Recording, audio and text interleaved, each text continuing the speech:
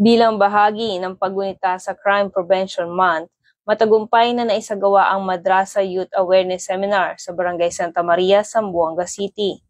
Ang aktibidad ay pinangunahan ng National Commission on Muslim Filipinos o NCMF Zamboanga sa ilalim ng pamumuno ni Regional Director Roaisa S. Matulumukaram, katuwang ang Salaang Police Center Western Mindanao Field Unit at ang Zamboanga City Police Office.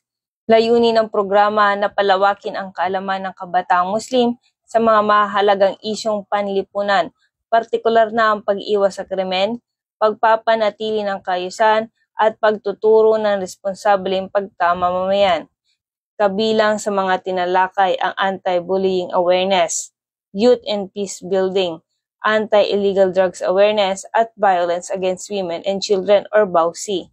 Ang aktibidad ay aktibong nilahukan ng mga estudyante mula sa Dar al-Ulfa Foundation Incorporated na nagpakita ng mataas na interes at pakikisa sa mga talakayang isinagawa.